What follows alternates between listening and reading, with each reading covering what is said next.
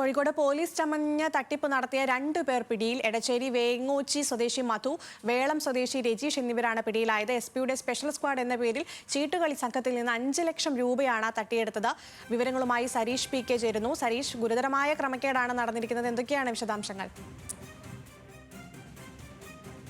കഴിഞ്ഞ മാസം 27-നാണ് ഈ സംഭവം നടക്കുന്നത്. രാത്രി 10:30 പള്ളിയത്ത് ഒരു സംഘം ചീട്ടുകളി നടത്തുന്നുണ്ട് എന്ന് മനസ്സിലാക്കുന്നു. അതിന്റെ അടിസ്ഥാനത്തിൽ ഈ 2 പ്രതികളും ചേർന്ന് അവിടെ എസ്പിയുടെ സ്പെഷ്യൽ സ്ക്വാഡാണ് എന്ന് തെറ്റിദ്ധരിപ്പിച്ച് മുഴുവൻ ആളുകളെയും ബന്ദികളാക്കുന്നു. അതിനുശേഷം അവിടെ ഉണ്ടായിരുന്ന മുഴുവൻ പണവും, അവരുടെ കൈകളിൽ ഉണ്ടായിരുന്ന മുഴുവൻ പണവും എണ്ണി തിട്ടപ്പെടുത്തുന്നു. അങ്ങനെ 5 ലക്ഷം രൂപയോളം ഉണ്ട് എന്ന് കണ്ടെത്തുന്നു. അത് സീസ് ചെയ്യുകയാണ് എന്ന് പറഞ്ഞ് ആ പണം മുഴുവനായി പ്രതികൾ കൈക്കലാക്കുന്നു. അതിനുശേഷം തുടർ നടപടികൾക്കായി സ്റ്റേഷനിലേക്ക് എത്തണം എന്നൊരു നിർദ്ദേശം നൽകുന്നു. അതോടൊപ്പം തന്നെ മുഴുവൻ ആളുകളുടെയും, അവിടെ ഉണ്ടായിരുന്ന ചിട്ടുകളി സംഘത്തിലെ മുഴുവൻ ആളുകളുടെയും പേരുവിവരങ്ങളും ഫോൺ നമ്പറും ഉൾപ്പെടെയുള്ളവ രേഖപ്പെടുത്തിയ ശേഷം നാളെ കുറ്റ്യാടി സ്റ്റേഷനിലേക്ക് വരണം, തുടർ നടപടികൾ സ്വീകരിക്കാനുണ്ട് എന്ന് പറഞ്ഞ് ഇവരെ വിട്ടയക്കുകയും ഈ പണവും ചീട്ടും ഉൾപ്പെടെയുള്ളവ എടുത്ത് ഈ പ്രതികൾ പോവുകയുമായിരുന്നു. പിറ്റേ ദിവസമാണ് ഈ ചീട്ടുകളി സംഘത്തിൽ ഉണ്ടായിരുന്ന ആളുകൾ പോലീസ് സ്റ്റേഷനിലേക്ക് എത്തുകയും ഇന്നലെ ഈ എസ്പിയുടെ സ്പെഷ്യൽ സ്ക്വാഡ് എന്ന രീതിയിൽ തങ്ങളെ 2 പേർ സ്ഥലത്തെത്തുകയും തങ്ങളുടെ 5 ലക്ഷം രൂപ അവർ കൈക്കലാക്കുകയും ചെയ്തിട്ടുണ്ട്,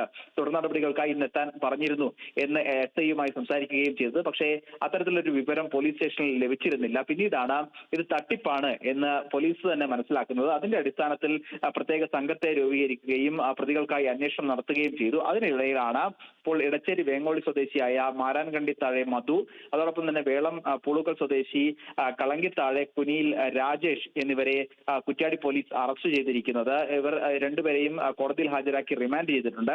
ഇനി കൂടുതൽ തട്ടിപ്പുകൾ സമാനമായി ഇയാൾ ഇവർ നടത്തിയിട്ടുണ്ടോ എന്ന് പോലീസ് അന്വേഷിച്ചു വരികയും ചെയ്യുകയാണ്. ശരി, സരീഷാണ് വിവരങ്ങൾ നൽകിയത്.